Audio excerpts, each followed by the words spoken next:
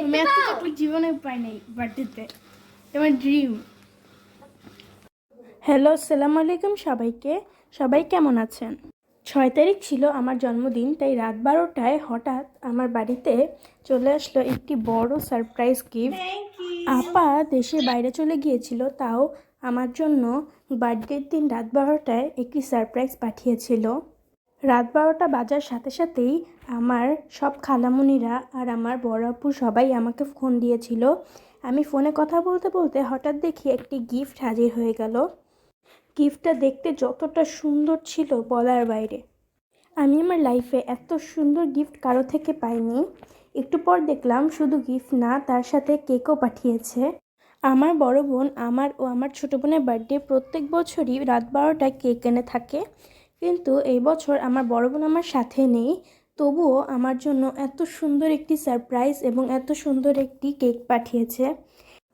এত সুন্দর গিফট পাঠানোর পরও আমার মনটা অনেকটাই খারাপ ছিল, কারণ এটা আমার জীবনের প্রথম জন্মদিন যেখানে আমি আমার বড় বোনকে ছাড়া কাটিয়েছি। কিন্তু এত সুন্দর গিফট দেখে আমার মনটাও ভালো হয়ে গিয়েছে। গিফটটা যে কত সুন্দর তা আমি বলে বোঝাতে পারবো না। ফুল যে আমার কত পছন্দ সেটা সবাই জানে, সাথে চকলেটও আমার খুবই পছন্দ।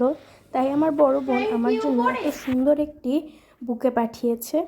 আমার একটি ড্রিম ছিল যে কেউ একজন আমাকে এতগুলো চকলেট দিবে, আর এই জন্মদিনে সেই ড্রিমটাও পূরণ হয়ে গেল। এই গিফট দেখে কিন্তু আমি একা না, আমার ছোট বোনও খুবই খুশি হয়েছিল। আমার থেকে বেশি মনে হয় ওই খুশি হয়েছিল।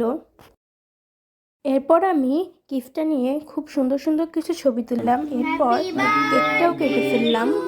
কেক কাটার সময় আমার মনটা খারাপ লাগছিল, কারণ ভাবতেই পারছিলাম না যে আপাকে ছাড়াও আমার জন্মদিন কখনো কাটবে। যাই হোক, এবার আমি আমার ছোট বোন, আম্মু, আব্বু সবাইকে একটু একটু করে কেক খাইয়ে দিলাম। এটা আমার ফেভারিট ফ্লেভারের কেক। আপা জানতো দেখে আমাকে আমার ফেভারিট ফ্লেভার কেকটাই পাঠিয়েছিল, তাই আমি সাইড থেকে এত বড় একটা পিস নিয়েছিলাম। বাসায় যার জন্মদিনই হোক সবাই এই কেকটাই আনে, কারণ এই কেকটা আমাদের দুজনের খুবই পছন্দ। কি কি আছে বলো, কি কি আছে বলো। 5 স্টার, কিটক্যাট, ডেইরি মিল্ক, তারপর স্নিকার্স, মাঞ্চ, তারপর টর্ন সবই আছে। স্নিকার্সও আছে। হ্যাঁ, এই যে। এগুলা সব একটা অরিজিনাল না। না, সব আমি অরিজিনাল। তোমাদের কে বলছে অরিজিনাল? কয়বার দিছো এই পর্যন্ত কাকে? খাইছি তো, কার কাছ থেকে? নিজেই কিনে খাইছি।